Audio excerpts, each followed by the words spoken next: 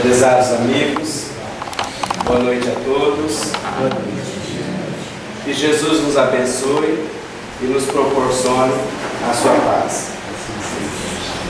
É com muita alegria que retornamos a esta casa. É com muita alegria que revemos os amigos. Nós ficamos muito contentes quando nós visitamos as casas vizinhas e nós encontramos tamanha organização e seriedade no trabalho pela doutrina. Isso nos deixa muito contentes.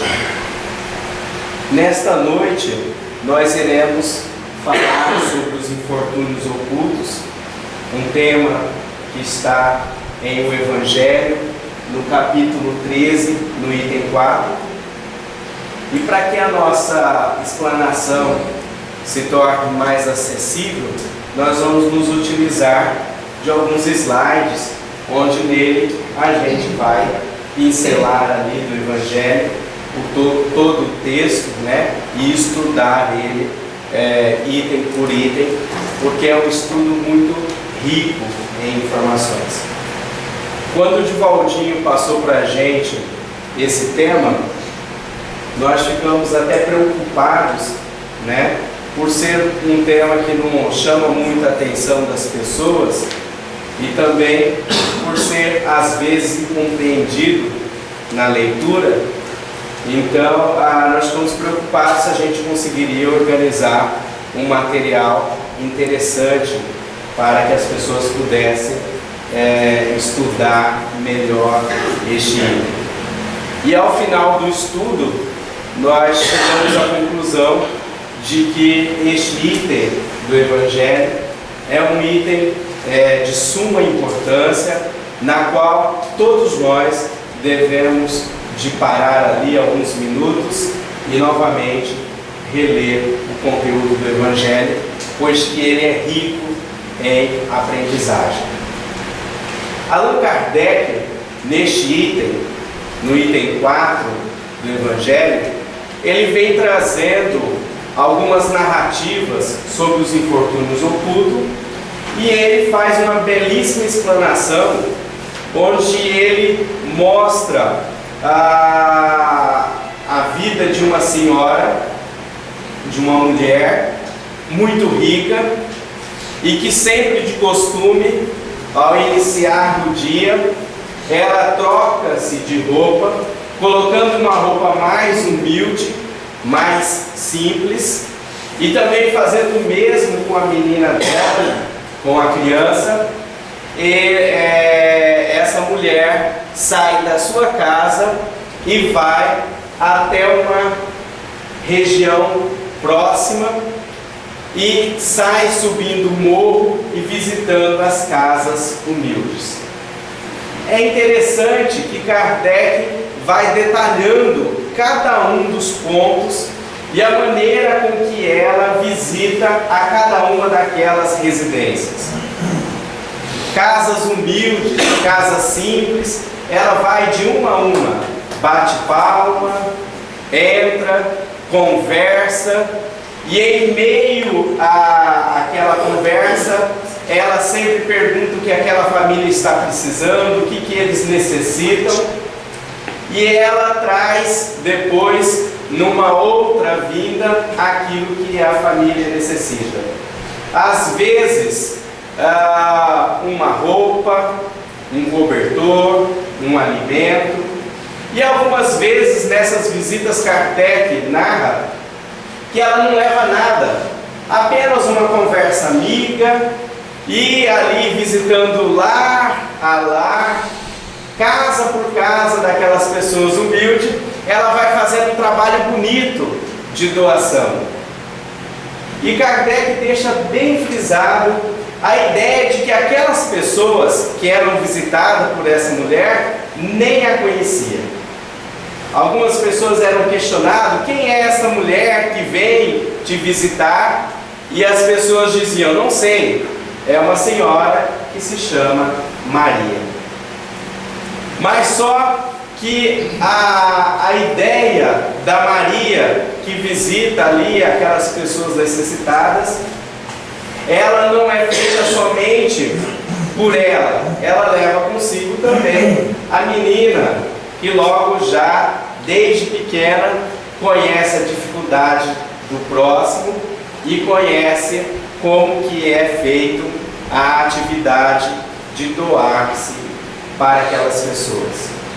O texto é rico, cheio de informações e detalhes. Se nós conseguimos ser um pouquinho que fosse dessa senhora, que deixando a vestimenta de mulher rica, ia visitar esses lares pobres, sem dúvida, nós conseguiríamos um passo muito grande no nosso processo evolutivo.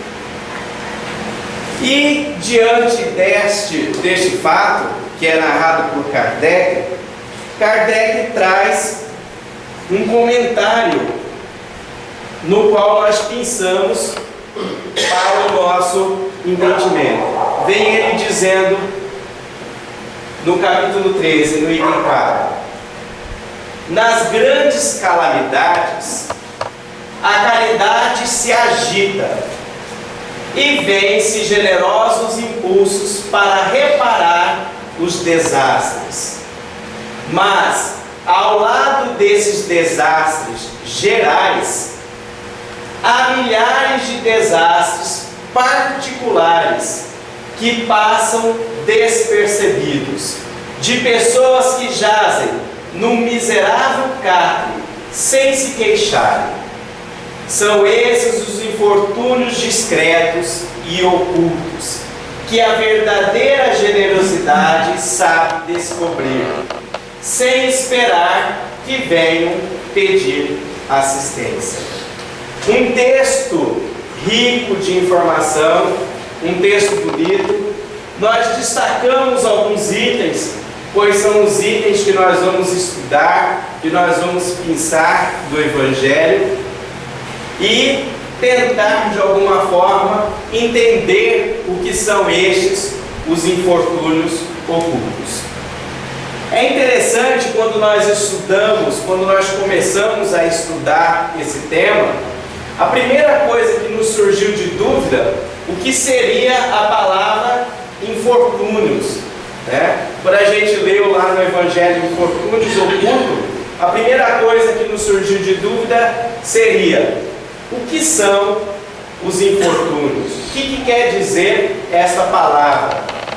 E no dicionário nós encontramos a explicação bem direta do que seria a palavra infortúnios.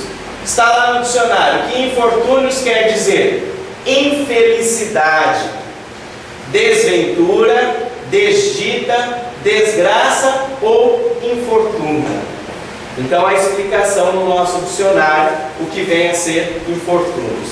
E quando nós juntamos os dois itens, infortúnios com a palavra oculto, o que gera? Infelicidade oculta. Uma felicidade que está oculta, né? Uma infelicidade que está oculta de nós todos. Nós vamos entender mais para frente o que seria esta infelicidade e por que ela se encontra de forma oculta a todos nós. No início do Evangelho, bem no início ali do nosso capítulo, vem um texto dizendo: nas grandes calamidades a caridade se agita. O que quer dizer isso? Que nas grandes calamidades, quando há uma dor muito grande em certas regiões, a caridade se agita. Ou seja, o nosso desejo de fazer o bem começa a entrar em ação. Nós vemos que naturalmente, em o nosso mundo, se nós começarmos a estudar, ainda mais se a gente buscar ali na internet as calamidades que ocorrem em todo o nosso globo, nós vamos encontrar inúmeras delas. Algumas delas que vão nos chocar e vão nos deixar bem tristes com a situação, e algumas outras que vão nos dar exemplos de pessoas que, mesmo passando com a dificuldade, mesmo passando pela dor, conseguem vencer aquele obstáculo. Mas nós vemos que isso ocorre naturalmente em todo o globo. Não são certas regiões que ocorrem ou determinados locais.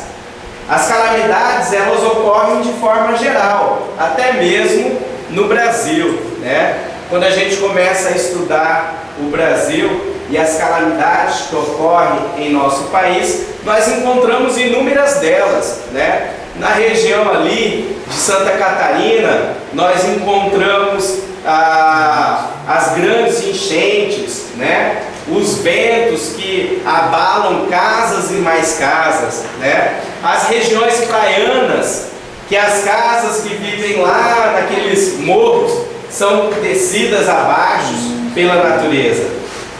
E quem de nós já não questionou por que Deus permite isso? Por que Deus permite que uma família é desabrigada, que a sua casa é levada, e algumas vezes também familiares? Quem de nós já não questionou por que Deus permite que isso aconteça? E quando nós nos encontramos em meio à doutrina espírita, quando nós estudamos o livro dos Espíritos, nós entendemos de verdade a bondade divina. E nós encontramos em o livro dos Espíritos o grande ensinamento de que todas essas calamidades, elas ocorrem de forma a nos ensinar alguma coisa. De que a nossa vida aqui na Terra, ela é uma existência, né, um tempo muito pequeno diante da eternidade que é a vida do Espírito. Então, quando nós valorizamos demais uma vida aqui na Terra e nós achamos que esta é a nossa última, nós estamos enganados. Porque na existência de Deus a vida procede. A nossa vida aqui no plano material, diante de toda a eternidade que o Espírito possui, ela é muito pequena. Então, quando um lar desce abaixo, quando uma vida é tirada, quando uma tempestade leva toda uma cidade, todos envolvidos com essas catástrofes, com essas calamidades, todos os envolvidos são naturalmente aprendizes da lei divina. E Deus não faz isso para condenar e nem para castigar ninguém. Deus não sai descontando castigo aqui e ali. Senão, muitos de nós seríamos beneficiados de forma desigual. Moramos aqui em Polônia, moramos em Votuporanga, regiões, cidades tranquilas. O que nós fizemos para merecer isso? O que aquele indivíduo que mora lá em Santa Catarina fez para merecer que o lar dele fosse levado por uma enchente, por uma chuva, por uma ventania? Então Deus seria injusto. E quando nós começamos a estudar a doutrina espírita, a gente começa a entender a justiça divina. Que diante de toda a eternidade do Espírito, o nosso espaço de tempo na Terra, ele é um aprendizado. E quando nós passamos por essa dor, ou quando alguém passa por uma dor, vai nos trazer uma lição. Por isso que o tema do Evangelho, o texto do Evangelho diz: a caridade se agita. Porque nós começamos a ver essas calamidades e o que a gente faz? A gente busca ajudar. Porque realmente, se nós não tivéssemos o nosso companheiro do lado, o nosso vizinho, um parente que passasse por uma dor, e se nós também não passássemos pela dor, hoje não estaríamos nem aqui. estudando o Evangelho? Nós estaríamos em nosso lar, em nossa casa. Por que eu devo buscar um aprendizado doutrinário se eu não tenho porquê de buscar isso, né? Olha só a continuação do texto do Evangelho, ainda no mesmo capítulo, no capítulo 13, no item 4. E vence generosos impulsos para reparar os desastres. E aí as pessoas começam a se mutuar em benefício daquelas pessoas que estão passando pela dor. Então nós vemos na TV aquele diz que tal número para fazer uma doação, recolha mantimentos, agasalhos e faça a sua doação, porque essa doação será revertida a estas comunidades que foram soterradas, que foram abaladas pelas catástrofes. Então tudo isso nos faz o quê? Eu entendo que faz nos acordar. Porque quando acontece alguma coisa que nos abala, a gente acorda. Aí a gente fala, eu tenho alguém que é próximo, que necessita do meu auxílio. Então, essas calamidades, elas existem de alguma forma para agitar em nós a nossa necessidade da caridade. Porque se a gente não precisasse, e se a gente não enxergasse no próximo a dor, a gente não ajudaria. Quem de nós sai da nossa casa e vai no vizinho perguntar se ele está precisando de um pacote de arroz, ou se ele está precisando de um óleo, ou se ele está precisando de um leite, ou se a criança dele ou dela necessita de um pedaço de bolo? Enquanto nós não passamos pela dor, nós não enxergamos a dor do próximo. E enquanto a gente não enxerga no próximo uma dor, a gente não se agita. Nós não saímos à procura de realizar o bem. Essa semana mesmo eu estava conversando com uma família lá no centro, e a mulher disse, eu estou indo no hospital em Barretos levar minha mãe, que está com problema de câncer. Só que eu passei a vida inteira sem enxergar um hospital que traz tanto benefício para uma sociedade. A vida inteira eu passei sem enxergar isso. Precisou da minha mãe ficar doente para que eu enxergasse ali um templo de benefício à sociedade. E aí eu fiquei raciocinando, se a mãe dela não ficasse doente, ela ia passar a existência inteira sem enxergar que ali existia um hospital que traz benefícios à sociedade e que precisa também de auxílio. Então nós começamos a enxergar, né, que a dor do próximo ou a nossa dor nos faz bem, nos ensina.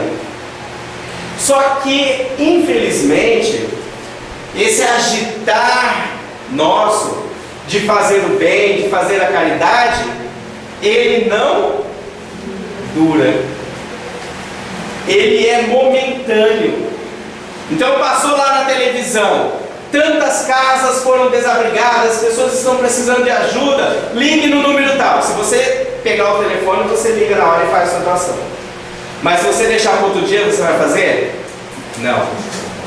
Passa aquele agitar. Por quê? Você começa a cair na rotina de novo do que naturalmente nós estamos acostumados. É igual quando a gente tem que fazer uma doação ou auxiliar uma família. Se a gente não fizer na hora, você não volta lá para fazer. São poucas as pessoas que recordam e falam, não, eu tenho que ir lá fazer isso. Eu tenho que retornar. Veja só um exemplo de que esse agitar passa.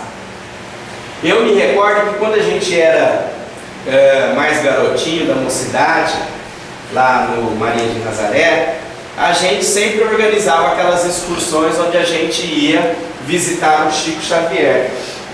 A gente visitava a casa do Chico, visitava o Tadeu, o hospital, né? Visitava o Hospital do Fogo Selvagem. E nessas visitas, nós ficávamos assim, aterrorizados com a situação. Um hospital do fogo selvagem, aquelas pessoas deitadas, todas em meio a feridas, doenças, né? Então quando a gente via aquilo, a gente voltava para o ônibus tristes, né? Falava assim, nossa, mas tem tanta gente que sofre, eu tenho que fazer alguma coisa.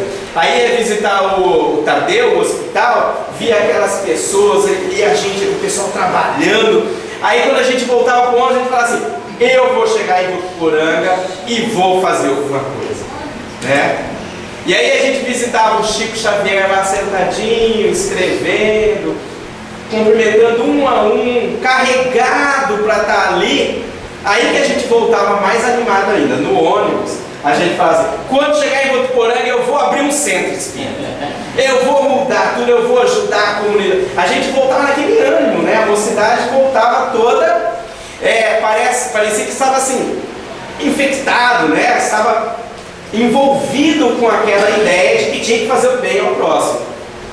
Aí depois de uma semana, o que acontecia? Esquecia daquele movimento que a gente fez no ônibus, né? Nas reuniões da mocidade, no domingo de manhã, que tinha que acordar às 7 da manhã para estar no centro, aí a gente já começava, às 7 da manhã acordar, não dá, né? Aí ia em uma, falhava na outra porque tinha à noite ido numa festa, e aí começava a picar de novo, e aí entrar na rotina de vida normal. Quem lembraria a gente que, mas lá no ônibus você não falou que ia mudar Votuporanga? Né? Não, mas passou. Por quê? Por que isso ocorre? Porque esse agitar da caridade, ele é de fora para dentro. E o que é de fora para dentro chama atenção. A gente fica, né? Só que esse chamar a atenção, ele passa. Porque a caridade, ela tem que vir de dentro para fora. Aí ela é nossa. Quando a caridade vem de dentro, quando a gente sente a vontade de fazer o bem para alguém, é nosso. Aí não passa, porque aquilo se torna parte de nós. Mas só que esse agitar de fora é necessário para acordar a gente. Então agita, vem à vontade. Alguma coisa fica. A gente aprende um pouquinho. Mas só que infelizmente não dura. De novo a gente precisa de um agitar. Então a caridade verdadeira, ela tem que vir de dentro. Não adianta alguém dizer pra gente assim, o Divaldinho faz muito isso na casa espírita, né? Pessoal, vocês têm que ajudar, tal equipe vai em tal casa aplicar o passe, tá? Né? Vocês vão visitar tal família, vai no hospital, né? Então quando a gente vai e visita, a gente fica tudo emocionado de ver a pessoa ali acamada, a gente aplica o passe, a gente ajuda, mas depois a gente volta para nossa casa, aquilo esfria. Mas o Divaldinho faz certo, porque é uma forma de acordar em nós o quê? A necessidade nossa de fazer o bem. Porque se nem isso a gente fizer, o que vai acontecer? A gente estaciona. Então a gente não pode parar. Se hoje você tem a oportunidade de visitar alguém no hospital, vá visitar. Mas é o horário da novela. Lá no Maria de Nazaré, o pessoal corre para ver uma novela que está passando agora, que eu nem lembro o nome, né? Só que fala da mulher malvada, lá quem é mesmo? A Carminha. Essa Carminha ganha de qualquer palestra espírita. Não tem palestra que dure com a Carminha na TV, né? Então, se a gente continuar nessa parada, o que vai acontecer? A gente vai viver só de Carminha, só de novela, né? E não é assim, né? Então a gente tem que fazer aquele esforço, falar, não, hoje eu vou visitar aquele amigo que está no hospital. Eu fiquei sabendo que tal pessoa saiu, estava internada, já está em casa, eu vou lá visitar ela na casa dela. Gente, isso faz um bem para as pessoas. E sem querer a gente se contamina do bem. Esse bem começa a fazer parte de nós. Mas só que tem que ter vontade. Porque se não tiver vontade, passa. Porque é de fora. As coisas estão nos atingindo de fora. Tem que vir de dentro, né? Tem que ser diferente. Continua o Evangelho. Há milhares de desastres particulares. E eu destaquei a palavra particulares. Particular quer dizer do indivíduo, né? Há milhares de desastres particulares que passam despercebidos. Então há outros desastres que passam despercebidos por nós. Então a gente vê muito assim, a gente acha que o nosso trabalho na casa espírita, ele é único. E aí a gente deixa tudo para fazer um bem, que às vezes é um bem para nós mesmos, né? Assistir uma palestra, realizar alguma coisa, mas a gente deixa de lado um ente, um familiar que necessita do nosso auxílio. Quantas vezes nós já vimos isso? Eu já vi isso nas famílias. E na minha própria família a gente vê isso, né? Vocês também vão identificar isso. Quantas vezes a gente não recolhe aquela roupa, aquele tênis que a gente não usa, e a gente anda a cidade inteira para doar para uma pessoa, e a gente esquece que tem um familiar nosso que necessita. Alguém que está muito mais próximo de nós. Só que a gente diz assim, isso dói, mas a gente diz assim, mas não vou dar para fulano não, porque ele não pediu. Porque a gente espera com que as pessoas se humilhem para a gente. Ainda mais se é parente. Se é parente, tem que pedir. Porque se não pedir, eu não dou. A gente consegue sair da nossa casa, varar uma cidade inteira para dar para alguém lá que necessita também, mas a gente não dá para aquele familiar porque ele não pediu. Porque a gente precisava de ouvir daquele nosso parente. Marcos, eu preciso de ajuda. Marcos, eu preciso de um passe. Marcos, você vai lá no Divaldinho, coloca meu nome lá, eu preciso de vibrações. A gente espera com que as pessoas nos procurem, que as pessoas se rebaixem para nós. Então a nossa caridade, ela não é uma caridade verdadeira, né? Ela deveria de ser uma caridade verdadeira, né? Nós começamos a imaginar e começamos a raciocinar pela lei da reencarnação. Se nós nascemos em Polônia, ou se nós nascemos em Votuporanga, tem um porquê, não tem? E se nós estamos em meio a uma família, tem um porquê também. E eu já ouvi assim, muitas das vezes, isso aí não é família minha não. Não é? A gente passa, a gente contorna, não passa na rua do parente meio doido. Por quê? E depois vão me confundir com ele. Isso aí não é da minha família não. E a gente esquece que a lei da reencarnação nos colocou entre eles. Existe uma lei chamada lei de afinidade. Então se a gente está naquele lar problemático, é porque nós temos afinidades. Na verdade a gente tem dívida. Só que a gente prefere pagar a dívida com quem a gente não conhece do que pagar com um familiar. É mais fácil. Mais fácil mesmo, não é? É mais fácil. E infelizmente isso tem que passar, isso tem que acabar, né? Então quando a gente sai correndo de casa e deixa um filho, eu tenho uma filha, né? Quando a gente deixa um irmão em casa, às vezes a gente não sabe, mas o nosso filho fica trancado dentro do quarto e não fala com a gente porque não confia em nós. Agora você quer que o teu filho saia na rua e confie num bandido ou em alguém que você nem conhece? Porque ele vai pedir ajuda para alguém. Isso é do ser humano pedir ajuda. E se ele não encontra em você que é o pai, ou em você que é a mãe, ele vai encontrar em quem a ajuda? Em quem está na rua. Agora, se essa ajuda vai ser boa ou má, aí é sempre uma surpresa. E aí depois lá na frente, quando o nosso filho, nós recebemos uma ligação de madrugada, olha, o seu filho está aqui na delegacia, vem aqui. Aí a gente fala, mas o que eu fiz para Deus para merecer isso? Eu dei o melhor para ele, a melhor educação, o melhor colégio, a melhor roupa. Não faltou alguma coisa não? Quantas das vezes nós não deixamos esse desastre particular do nosso lar ali para ir atender lá fora? Então, quando a gente vai atender lá fora, a gente tem que ter uma consciência de que dentro do nosso lar nós estamos também remediando, estamos também tratando, cuidando, né? A ideia não é de que a gente não faça lá fora, a ideia é que a gente faça lá fora, mas que a gente também faça dentro de casa, dentro do nosso lar, né? Porque existem esses desastres que na maioria das vezes são particulares de cada um de nós. Continua o Evangelho. A verdadeira generosidade sabe descobrir sem esperar que venham pedir assistência.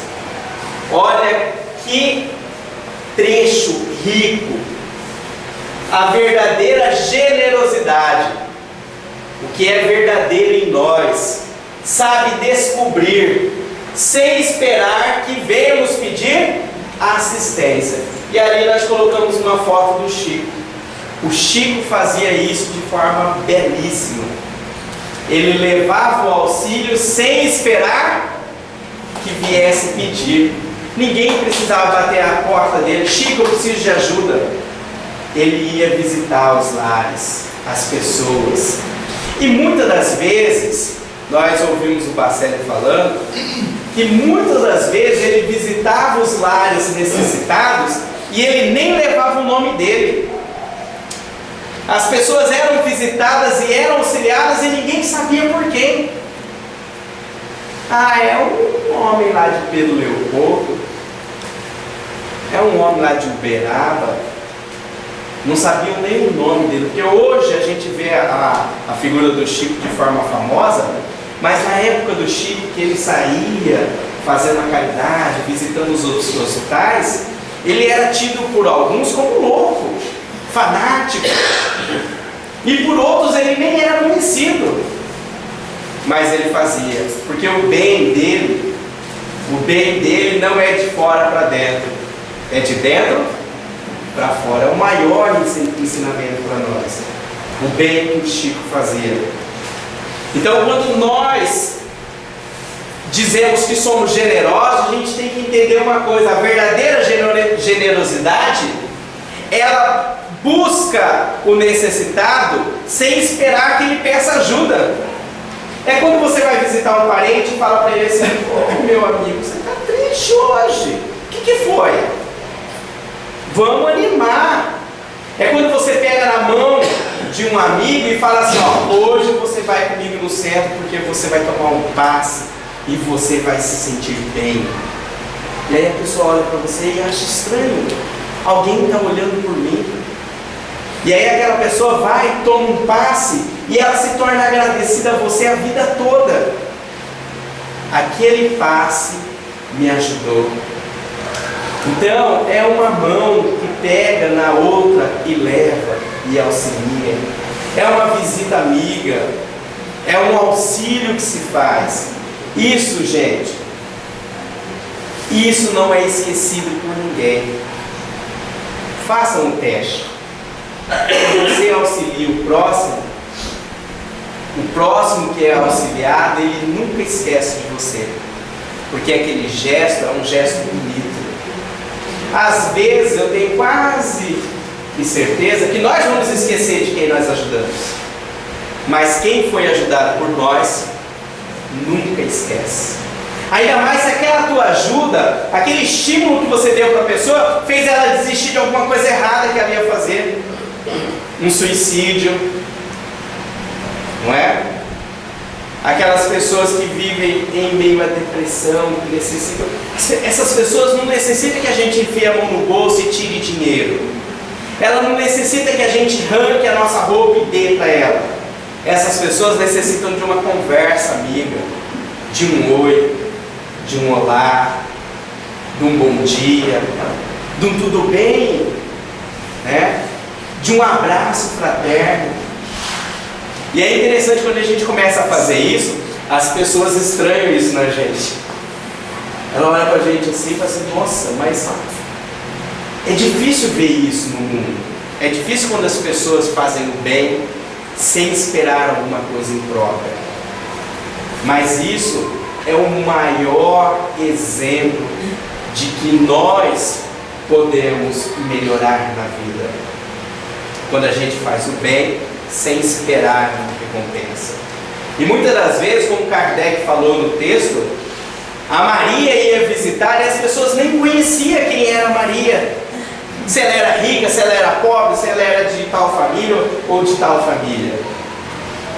A Maria, ela fazia de forma escondida, no anonimato. O que ela queria era auxiliar, que é o mais importante.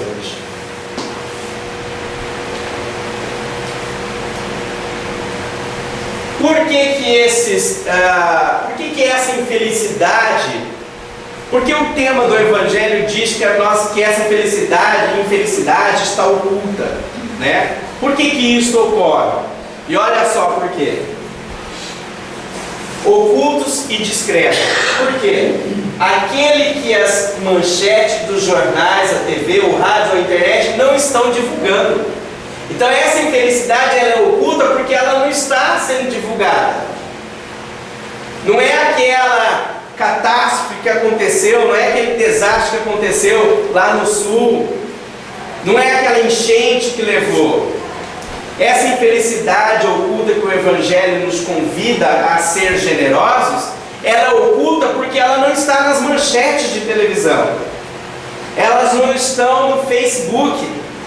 Nós vivemos agora a era do Facebook, né? É lá que a gente encontra o mundo perfeito, né? Mas não está escrito lá, eu padeço de tal dor, eu necessito de auxílio. Então, isso não está visível. Então, é em cima dessa infelicidade que a gente tem que trabalhar. Da infelicidade que está oculta, que a gente não vê. Aquela que mora perto de nós, de um familiar amigo, de um vizinho. É essa que a gente tem que correr atrás. Valorizar mais os pequenos gestos, né? Os pequenos gestos do bom dia, do boa tarde, do olá, conforme a gente acabou de dizer agora. Para Deus, um gesto, por mais simples que seja, pode mudar uma vida. Uma palavra pode salvar uma vida. Então, quando nós nos dedicamos a um gesto, por mais simples que seja, ele pode salvar uma vida. Já pensou em fazer aquela ligação, aquele telefonema para aquele familiar que você não vê há anos e dizer para ele: olá, tudo bem? Eu sei que no primeiro momento a pessoa vai achar que você vai pedir alguma coisa. Ele ligando lá de Polônia está pedindo alguma coisa, né? Mas comece a exercitar a essa ideia de sempre ligar: olá, tudo bem? E aí, como é que vocês estão? Aí as pessoas vão começar a entender que isso é de nós, a nossa preocupação com o próximo, né? E mesmo quando a gente não pode ligar, né? Ir visitar, bater na casa lá, ó: ô dona Maria, eu vim aqui fazer uma visita para a senhora, fiquei sabendo que a senhora estava internada e agora está em casa. A dona Maria vai te receber com uma alegria enorme. A gente vê isso lá no Maria de Nazaré, quando a gente sai para as nossas visitas, né? Eu, por exemplo, eu não tomo café. E aí nessas visitas a dona Maria sempre faz aquele café de coador, né? E aí a gente não toma café, mas eu aprendi com a minha mãe assim: mas toma o café porque a dona Maria está fazendo café com amor, né? Então aí você toma aquele café com a dona Maria, ela se sente alegre, ela se sente bem porque você está na casa dela tomando um café com ela. Gente, nós precisamos fazer alguma coisa? Precisou colocar a mão no bolso? Precisou de arrancar alguma coisa que a gente tem? Não. Foi uma visita que mudou a felicidade daquela mulher. O dia dela se tornou diferente. Então são pequenos gestos que mudam as pessoas, né? São pequenos gestos que estimulam o indivíduo a melhorar. Às vezes você vai visitar uma pessoa e a pessoa fala assim: nossa, até parece que a gente estava sintonizado, porque eu precisava tanto de falar com você. Eu estou com uma dúvida e eu queria a tua ajuda. É aí que está a caridade da doutrina espírita, porque nós somos mais instruídos, porque a gente está sempre estudando, lendo, e aí essas pessoas, quando passam pela dúvida, elas chegam em nós, né? Eu vejo na minha família, muitos que não são espíritas, e quando a gente vai visitar, a minha avó me pega no braço e fala assim: Marco, vem cá, está acontecendo isso, o que eu tenho que fazer? E aí é tão bom quando a gente encontra a explicação da doutrina espírita. Olha, na doutrina espírita a gente estudou, que é assim, faz desse jeito, vó, vai ser melhor. Gente, não existe bem maior do que este, porque é um bem que vem de dentro para fora, não é aquele bem que está agitando do lado de fora, e é este bem que a gente leva para o outro lado da vida.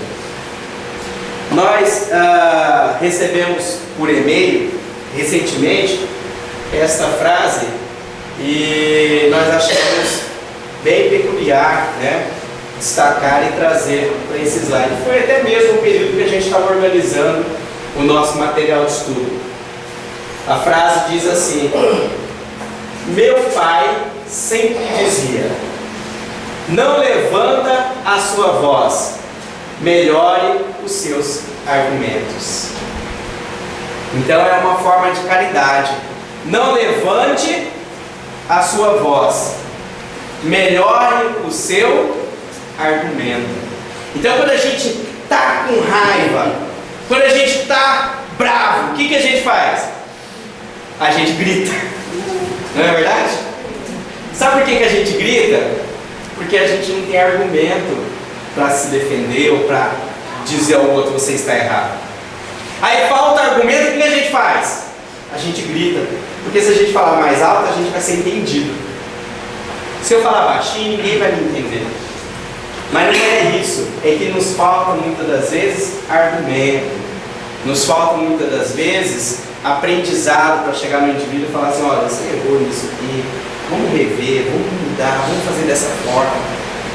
As pessoas instruídas, elas não gritam, elas não levantam a voz, porque isso é um gesto de falta de caridade com o próximo. Porque aquele que aprende na doutrina a fazer o bem, respeita o próximo. E olha que interessante, respeita o próximo até mesmo quando o próximo não tem a razão para aquilo. Não, mas ele está errado. Ele está errado, mas é o momento dele. O que manda a caridade? Fecha a tua boca, silencia aquilo que você acha que está certo. Eu me lembro de um fato que o Bacelli nos fala, que certa vez descendo do carro e indo em direção aos Correios, porque ele era funcionário dos Correios, ele vê uma mulher toda vestida de forma sensual, né? Dá a ideia de que é alguém que vendia o corpo, próximo do carro. E aí ele olha aquela mulher e começa a pensar: olha, que mulher desenganada, errada na vida, vendendo o corpo, né? E aí, igual a gente não começa a fazer um monte de raciocínio? Aí ele olhou assim para o lado do carro, assim, abaixou a cabeça, e no reflexo do vidro do carro, ele viu o benfeitor amigo que dizia assim: Bacelli, Bacelli, e a caridade? Seja caridoso quanto o irmão. Então aí a gente começa a entender que falta muitas das vezes em nós a caridade com o próximo. Porque a gente acha que só porque a gente tem um mundo, né, entre aspas, perfeitinho, né, que a gente acha que é o dono da verdade, aí a gente acha que o indivíduo próximo está errado. E não é assim. Tribuna, aplicar passe não nos faz santo, não. Para dizer a verdade, aquele que está aplicando o passe, aquele que está aqui na frente falando, aquele que está dirigindo um trabalho, é o mais necessitado. É o que mais necessita de melhorias e de esforço. Então, tribuna não santifica ninguém. O que leva o nosso bem-estar é o bem que a gente faz ao próximo. E para a gente encerrar, os infortúnios ocultos são as dores daqueles que, no silêncio, sem chamar a atenção, esperam a caridade da sua boca ou de seus gestos. Então, os infortúnios ocultos, a infelicidade oculta, é aquela que está no silêncio de quem passa dor, de quem passa dificuldade e de quem necessita de um gesto seu. Eu estou dizendo um gesto. Não é que você enfie a mão no bolso e tire um valor e um dinheiro. É um gesto que pode salvar uma vida. Que Jesus nos abençoe e nos proporcione uma noite de alegria e uma semana de felicidade. Muita paz.